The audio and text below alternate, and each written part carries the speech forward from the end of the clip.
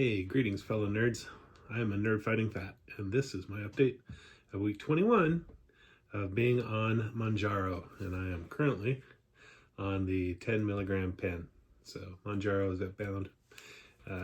That's our GLP-1 of choice right now. So for this week, I lost 0.6 pounds. So not much, honestly. Honestly, it's a little bit disappointing. I was pretty clean on my diet. I got a couple fasts in. I got my 4 swims in. I was hoping for more. So I think this next week might be picking up a little bit, but we'll see.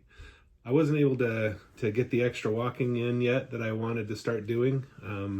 Where I live has become a frozen wasteland, so it's not really kind of difficult right now to go on some walks. Here's a kind of a picture of my front yard. And in fact, here's a little fun clip for you. My Ring camera in my garage caught me as I was doing some shoveling, and I totally turfed it. It's like, it's the joys of living in the mountains. So as I mentioned, I ate really clean this week. So I got my glucose down to 101. That's excellent. So here you can see a shift from where I was in the holidays, and it's dropped down. So as I quit, I kind of steered clear of the holiday junk. So, if you're trying to control your diabetes, then diet really is pretty important, especially kind of steering clear from sugars and carbs. So my resting heart rate. So this is kind of a funny story. So I've been wondering why I've been getting these super athlete resting heart rate measurements. And so I've been losing some weight, right? And my watch, this is my band I've been using, has been getting pretty loose. In fact, you can see that my tan line for my watch has been like the face of the watch has been kind of rotating and hanging out down there. So I took a look at my reading, and it said I was a 40 for the week, and I pushed it against my skin and my heart rate jumped up to 70. So I think it probably that was the issue. So this is my current watch. I got me a new band that is adjustable. Let's see if it'll work here for me, and so I can tighten it up appropriately, so it will stay in place. So anyway, so I'm not really sure what my resting heart rate is for the week, but hopefully going forward it'll be a little more consistent and a little more accurate. So this week's weight loss tool I want to share with you guys. So I was trying to really kind of drill in, am I missing something that I should be doing to kind of optimize things? So I wanted to update my calories. So I've used a lot of different things over the years, and so my favorite one that I keep falling back to is MyFitnessPal. So it's $80 a year for the premium version. You can also use a free version. The difference between the free and the pay one is that the pay one is ad-free, and it lets you simply scan the barcode. So if you want to put a product in, like I'm drinking this sugar-free Monster here, I can just scan that UPC code, and it'll pull it in and have all the nutritional information in there for me, and I don't have to enter it in myself. So anyhow, so I've been using that to track what I've been doing, and what's nice about this app too is that anything you can think of, somebody's most likely entered, and if they haven't, then you can put it in yourself, and you can also make it available for other people to use. So I mean, if you go to say McDonald's or something and get a Big Mac, you put that in, someone's put the nutrition information in for that. Or if you go to Taco Bell, or if you go to healthier places, you don't have to go to those fast food places. But so here's an image of what I've tracked. So you can see this is my calories, and I've averaged about 1,668 calories a day for this period. So, if you look at, use a BMR calculator, your basal metabolic rate, which is what your body just naturally would burn without the exercise. That for my height and weight, it kind of tells me I should be around 2,900 calories a day. So that's a deficit of over 1,200 calories a day. So if I take that for 7 days, that's 8,715 calories. So 3,500 calories a pound, I should have lost roughly 2.5 pounds for the week.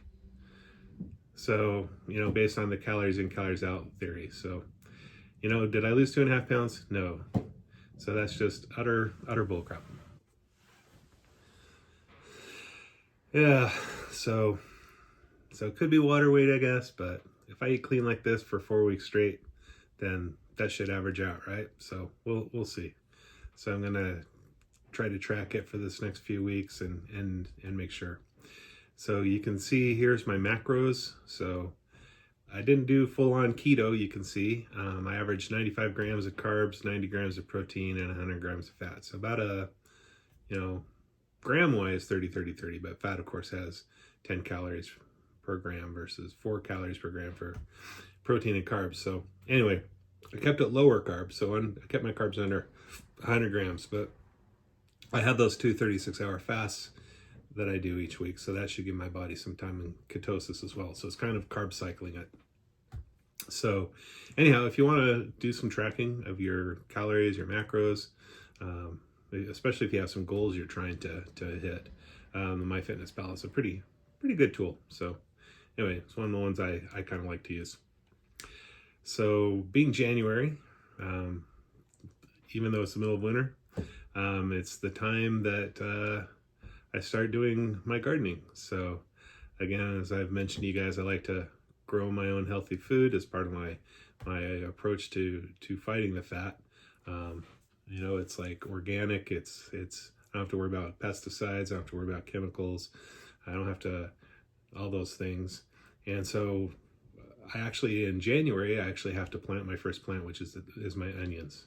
So last year my onions did pretty well. So I did a little video footage here that I'll show you of those.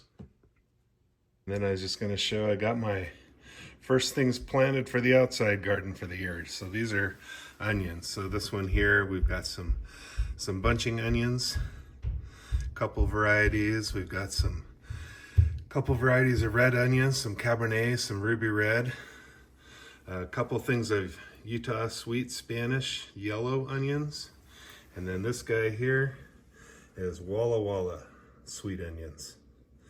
So those are all good, except for the bunching ones. Those are long day varieties that grow well where I'm at here in Utah.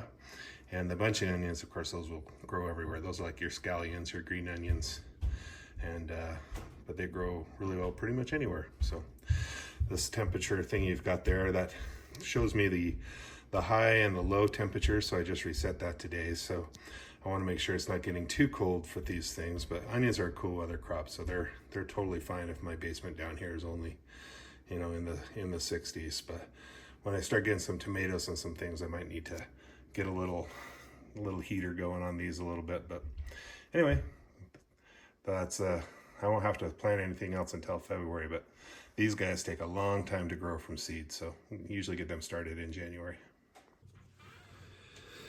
Anyhow, that's it for this week. So I had a very small loss, almost no side effects.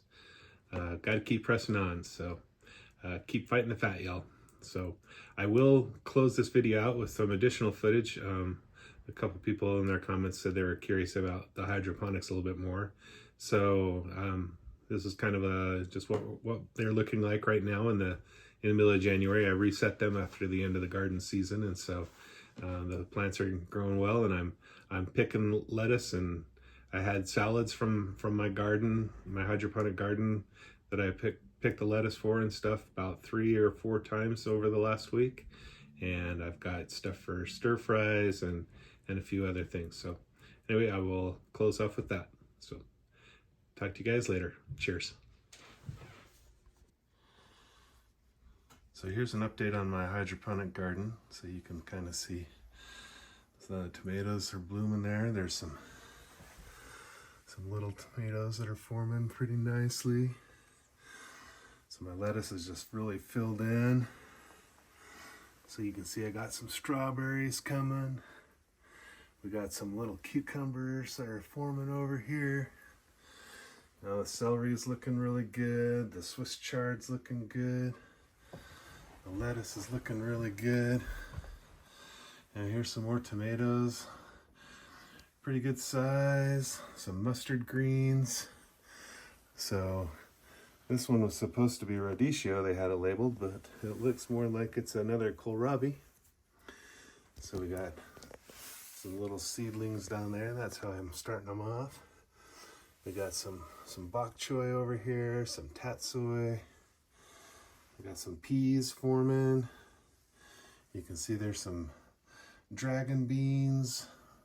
We got some regular beans down here too. So that's kind of a, well, there's a little pepper hanging off of there. That's kind of an update of my garden systems. And here's just kind of a little bit of a close-up on my click and grows. So in this one I got some petunias, I got some parsley, I got some peas going on these. Got a couple more peas over there. So there's some basil. So some good stuff on these as well.